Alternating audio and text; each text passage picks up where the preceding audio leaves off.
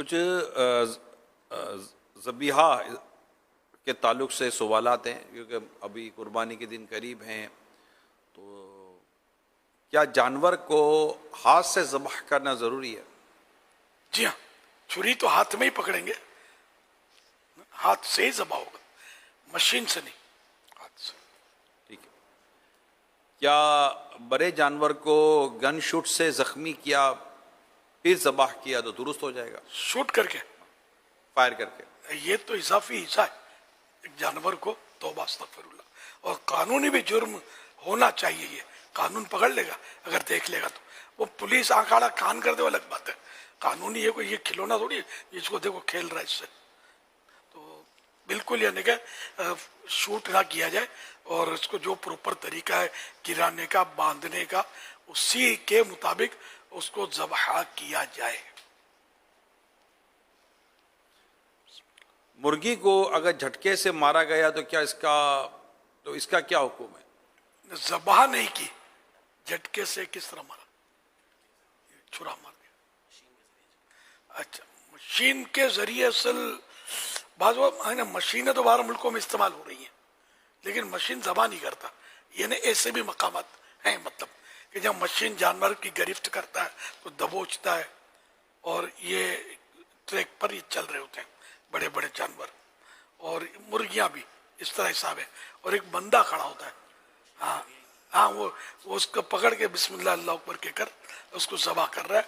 अब जानवर को न बांधने की जरूरत पेश आ रही है, न पटखने की, और ये भागना कुछ, ये है मशीन इस तरह के दुनिया में। तो जहाँ इस तरह का निज़ाम है, अब वो सुन्नत क्या है और ये उसमें नहीं देखते लोग, ज़बह करते हैं। तो वो ज़बह शरई अगर है, जहाँ पर हर मशीन ज़बह इस तरह छुरी वाले नहीं होते, खुद मशीन भी ज़ावे बन जाता है। तो मशीनी ज़बीहा ये तो हराम है, और ये मशीनी ज़बीहा नहीं है, ये मशीनी गिरफ्त है जानवर की, और ज़बीहा ये मुसलमान के हाथ का है, तो ये हलाल है। क्या अकीके का जानवर घर पे ज़बह कर सकते हैं?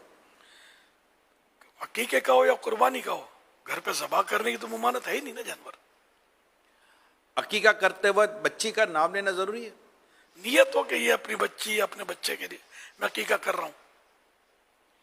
मुर्गियों को ज़बह करते वक्त इनकी ज़बान चोंच के नीचे दबाई जाती है, इसकी क्या हैसियत है? तो बात हो, ये इजाफी हिस्सा है, देखा है मैंने। तो यार अपना मजा ना यार, ये बाज कौम है एक पूरी, शायद उसमें ये राई है।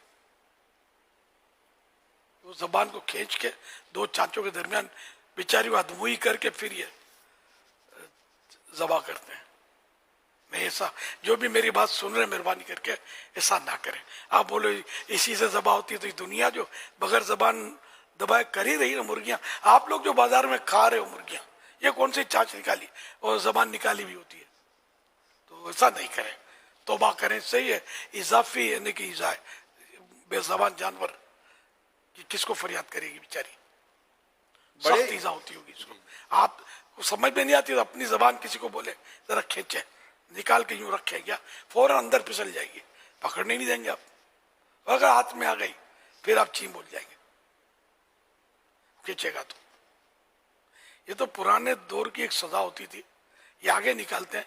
आपने सुना होगा एक मुहावरा, गुद्दी से जबान खींच लूंगा, ये खाली मुहावरा सुना होगा आपने, ये हकीकत है। ये पहले के दौर में जो वैश्याना किस्म की सजा आई है, पहले के दौर में ये सजा दी जाती थी मुजरिमों को कि इसके पीछे गुद्दी, इसको कहते हैं, ये गला, ये गुद्दी, इसके पीछे का हिस्सा जो है, तो ये सर का जो ये पीछे का हिस्सा है ना, नीचे का ये गर्दन की तरफ का, तो इस जबान के मतलब यानी कि उसमें पॉइंट पर ये छुरी घोंप कर या किसी भी आले से वो जबान जो है ना पीछे से खींच लेते थे मुजरिमों की।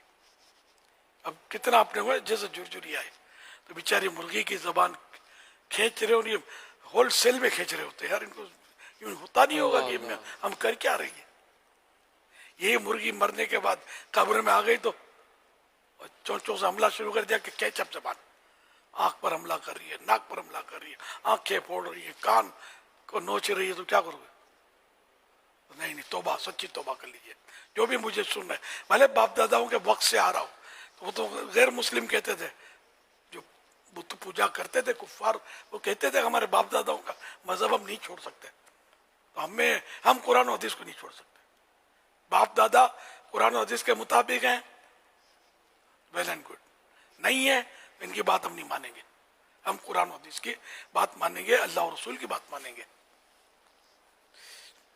बड़े जानवर में 7 अफराद का हिस्सा होता है, तो क्या जानवर को ज़बह करते वक्त तमाम का नाम लेना जरूरी है? नाम लेना जरूरी नहीं है, बस नियत में शामिल हो कि ये हिस्से हैं साथ इसमें फुला फुला के।